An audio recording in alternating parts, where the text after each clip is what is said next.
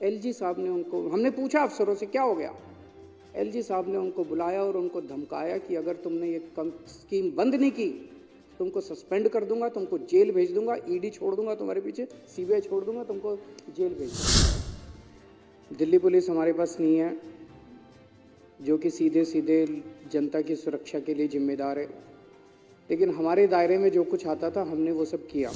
बेवकूफ बना रहे हो हमको, पूरी दुनिया बेवकूफ है, सारे देश के लोग बेवकूफ है, तुम ही से आने हो। अफसर रो रहे हैं, ऐसा कैसे हो सकता है कि जो अफसर 4 साल से रिक्विजिशन कर रहा था, अचानक उसका एक दिन सपना आया और उसे सपने में सिविल डिफेंस वॉलंटियर एक्ट दिखाई दिया और एक्ट में वो धारा दिखाई दी कि ये काम नहीं कर सकते। ऐसे थोड़ी है। उनको बुला बुला के धमकाया गया, ये स्कीम बंद करवाई गई। क्यों? क्योंकि ये स्कीम महिलाओं के अंदर बहुत पॉपुलर थी।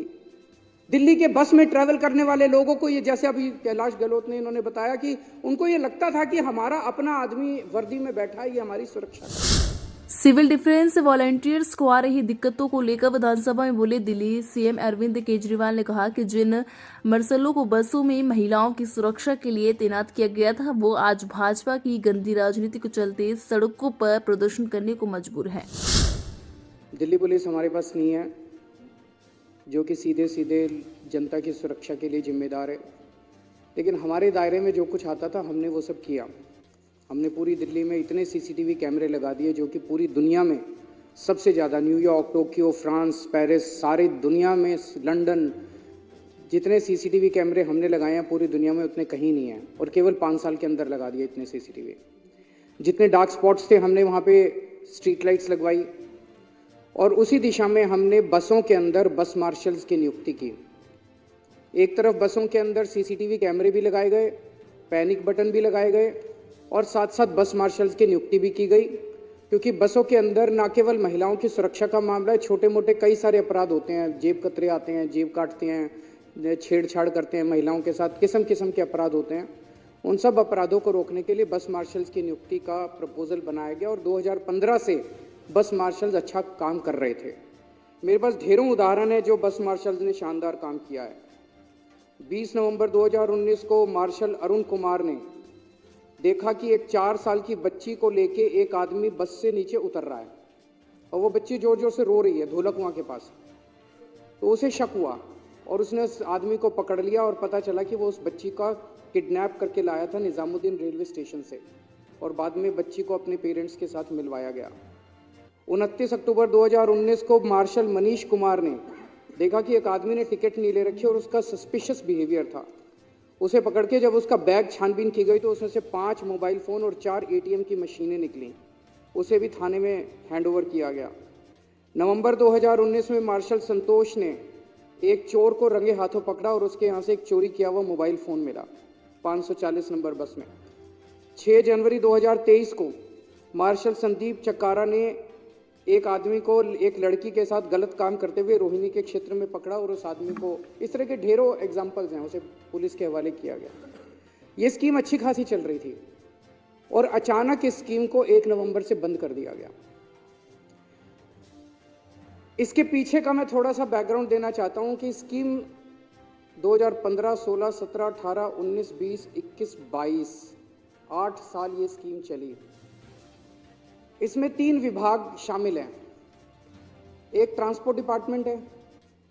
ट्रांसपोर्ट डिपार्टमेंट रेवेन्यू डिपार्टमेंट को लिखता है कि भाई हमें इतने बस मार्शल चाहिए। रेवेन्यू डिपार्टमेंट उसके आधार पे सिविल डिफेंस वॉलंटियर्स की भर्ती निकालता है और उनको रिक्रूटमेंट करता है, और फाइनेंस डिपार्टमेंट जो है वो उसकी पेमेंट करता है। तो 3 डिपार्टमेंट हैं। 2015 से 2022 तक ये तीनों डिपार्टमेंट शांतिपूर्वक हर साल ट्रांसपोर्ट डिपार्टमेंट लिखता था हमें इतने बस मार्शल चाहिए, कोई दिक्कत नहीं। रेवेन्यू डिपार्टमेंट उतने सिविल डिफेंस वॉलंटियर्स की भर्ती करता था, कोई दिक्कत नहीं। फाइनेंस डिपार्टमेंट उनकी पेमेंट करता था, कोई दिक्कत नहीं। 2023 के शुरू से अचानक तीनों डिपार्टमेंट्स ने अपना रुख, अफसर वही थे, अफसर नहीं बदले। कई वहाँ जो अफसर हैं वो तो 3-3, 4-4 साल से मौजूद थे।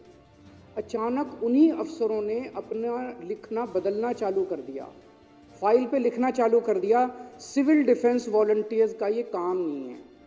7 साल 8 साल तक था काम। अचानक उन तीनों ने, इन्होंने, रेवेन्यू वालों ने भी, फाइनेंस वालों ने भी, और ट्रांसपोर्ट कमिश्नर तो अगस्त तक लिखता रहा कि भाई मेरे को बस मार्शल दो, मेरे को बस मार्शल दो, इनकी पेमेंट करो, पुरानी पेमेंट करो, कई दिनों से तनख्वाह नहीं दे रखी।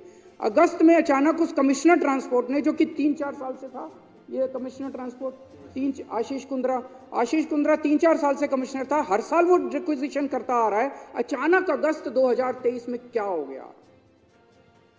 एलजी साहब ने उनको, हमने पूछा अफसरों से क्या हो गया, एलजी साहब ने उनको बुलाया और उनको धमकाया कि अगर तुमने ये स्कीम बंद नहीं की, तुमको सस्पेंड कर दूंगा, तुमको जेल भेज दूंगा, ईडी छोड़ दूंगा तुम्हारे पीछे, सीबीआई छोड़ दूंगा, तुमको जेल भेज दूंगा। ये इसके पीछे की कहानी है।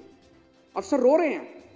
ऐसा कैसे हो सकता है कि जो अफसर 4 साल से रिक्विजिशन कर रहा था, अचानक उसका एक दिन सपना आया और उसे सपने में सिविल डिफेंस वॉलंटियर एक्ट दिखाई दिया और एक्ट में वो धारा दिखाई दी कि ये काम नहीं कर सकते। ऐसे थोड़ी है। बेवकूफ बना रहे हो हमको, पूरी दुनिया बेवकूफ है, सारे देश के लोग बेवकूफ है, तुम ही से आने हो। उनको बुला बुला के धमकाया गया, ये स्कीम बंद करवाई गई। क्यों? क्योंकि ये स्कीम महिलाओं के अंदर बहुत पॉपुलर थी। दिल्ली के बस में ट्रैवल करने वाले लोगों को, ये जैसे अभी कैलाश गहलोत ने इन्होंने बताया कि उनको ये लगता था कि हमारा अपना आदमी वर्दी में बैठा है, ये हमारी सुरक्षा करेगा, और इस तरह से ये स्कीम बंद करवाई गई। अध्यक्ष महोदय, मेरे को जब पता चला, और सितंबर में, अगस्त और सितंबर में मैंने कागज देखे हैं, मंत्री जी ने, रेवेन्यू मिनिस्टर ने, फाइनेंस मिनिस्टर ने अधिकारियों के साथ मीटिंग्स ली, मिनट्स ऑफ मीटिंग है, मिनट्स ऑफ मीटिंग में कहा गया कि यह स्कीम बंद नहीं होनी चाहिए। लिखित में आदेश दिए गए कि स्कीम बंद, लेकिन एलजी तो सारे डरते हैं। एलजी तो किसी को भी जेल भेज सकता है, एलजी तो किसी को भी सस्पेंड कर सकता है, बड़ा पावरफुल आदमी है, किसी को भी कुछ भी कर दे, तो एलजी से सारे डरते हैं। जब मेरे को पता चला, मैं एलजी साहब से मिलने गया। मैंने कहा सर ये क्या हो रहा है, मैं सुन रहा हूँ कि आप सिविल डिफेंस वॉलंटियर्स को इनको हटाने की वो कर रहे हो। तो उन्होंने कहा कि अरविंद जी देखो, अब बसों के अंदर तो सीसीटीवी कैमरे भी लगे हुए हैं और ये पैनिक बटन भी है, क्या जरूरत है बस मार्शल्स की, हम 280 करोड़ रुपए इनके ऊपर खर्च कर रहे हैं। मैंने कहा सर मेरे लोग हैं दिल्ली के 2 करोड़ लोग, मैं 280 तो क्या 2080 भी करूँगा खर्च, मेरी मर्जी। मेरे को लोगों ने चुन के भेजा है, आपको तो चुन के नहीं भेजा, मेरे को लोगों ने चुन के भेजा है। मैं अपने लोगों की सुरक्षा के लिए 280 क्या 2800 करोड़ रुपए खर्च करूंगा। आप कौन होते हैं इसको रोकने वाले? आप तो नहीं रोक सकते। और मैंने कहा अगर सीसीटीवी कैमरे और पैनिक बटन से ही हो जाता, तो मैंने कहा सारे राजनिवास के चारों तरफ सीसीटीवी कैमरे तो लगे हुए हैं, पैनिक बटन और दीवारों पे लगा देते हैं, आपकी सुरक्षा हटा देते हैं। क्या जरूरत है आपकी सुरक्षा की? पूरी दिल्ली के अंदर तो सीसीटीवी कैमरे लगाई दिए, पैनिक बटन और लगा देते हैं, हर खंबे के ऊपर दिल्ली पुलिस भंग कर देते हैं। क्या जरूरत है? अरे layers and layers of security होती है किसी भी समाज के अंदर सुरक्षा की। एक लेयर ऑफ सिक्योरिटी बसों के अंदर है सीसीटीवी कैमरे की, एक लेयर ऑफ है पैनिक बटन की, एक है बस मार्शल की। कोई किसी के सामने पैनिक बटन आया और उसको ध्यान आ गया, वो पैनिक बटन दबा देगा। बाद में अगर अपराध को जांच करने के लिए सीसीटीवी कैमरे की जरूरत पड़ी, सीसीटीवी कैमरा। बस मार्शल किसी के सामने बैठा और कोई लड़की को छेड़ रहा है, वो बस मार्शल को कही भैया इसको जरा सा रोको। हम layers and layers of security, तो उसको रोका कैसे जा सकता है? तो उन्होंने कहा ठीक है मैं नहीं रुकने दूंगा, और फिर उन्होंने फाइल के ऊपर आदेश कर दिया कि इनको हटा दिया। जिस दिन ये अखबार के अंदर छपा था, मेरे को याद है जिस दिन उन्होंने आदेश किया था, 2 दिन पहले अखबार के अंदर छप गया था कि एलजी साहब रोकने वाले। मैंने फोन किया एलजी को, सवेरे सवेरे उठ के 8 बजे मैंने फोन किया, सर ये अखबारों में मैं क्या पढ़ रहा हूँ, आपने मेरे को प्रॉमिस किया था कि आप इनको नहीं हटाओगे, आप क्यों हटा रहे हो इनको? मैंने उसी दिन चिट्ठी लिखी, मैं कहीं और गया हुआ था उस दिन, मैंने वहां से चिट्ठी लिखी एलजी साहब को कि, और वो चिट्ठी एक चिट्ठी लिखी और 2 बार नोट भेजा है मैंने, एक मंत्री के थ्रू नोट भेजा है कि मौजूदा सिविल डिफेंस वॉलंटियर्स को नहीं हटाया जाना चाहिए, मौजूदा सिविल डिफेंस वॉलंटियर्स को कंटिन्यू रखिए। और जब तक वो कह रहे थे कि नहीं हम होमगार्ड करेंगे, मैंने कहा ठीक है जब तक होमगार्ड नहीं आते तब तक इनको रख लो, और होमगार्ड इन्हीं को नियुक्त कर दो। होमगार्ड आपको कानूनी पेंच ही तो फंसाने हैं। जो आज सिविल डिफेंस वॉलंटियर काम कर रहे हैं, इनको एक्सपीरियंस है, इनको अनुभव है, कई दिन से काम कर रहे हैं। मैंने कहा इन्हीं को होमगार्ड बना देना। मेरे फाइल के ऊपर नोटिंग है मेरी, आप जो नोटिंग की बात है, जो अभी लगे हुए हैं,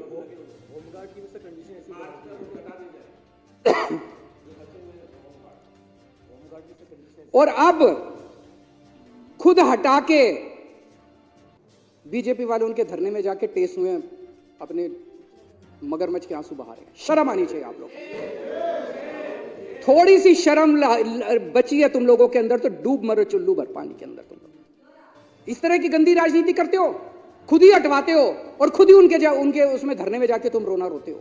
अभी आपने कहा इनको नियमित किया जाना चाहिए, करने को तैयार हूं मैं, चलो मैं और तुम चलते हैं अभी एलजी साहब के पास। अभी आपने कहा चलो मेरे साथ, अगर माई के लाल हो तो चलो मेरे साथ, अभी एलजी साहब के पास चलो, मैं करने को तैयार हूं, मैं जहां साइन करोगे खाली कागज पे दस्तखत करने को तैयार हूं, एलजी से करा के लाओ। तुम्हारा एलजी है? झूठ बोलते हो। जिस फाइल पे दस्तखत करने इनकी बहाली के लिए मैं अभी तैयार हूं, फाइल पे साइन करने के लिए, इनको नियमित करने के लिए मैं अभी तैयार हूं साइन करने के लिए। नौटंकी मत करो।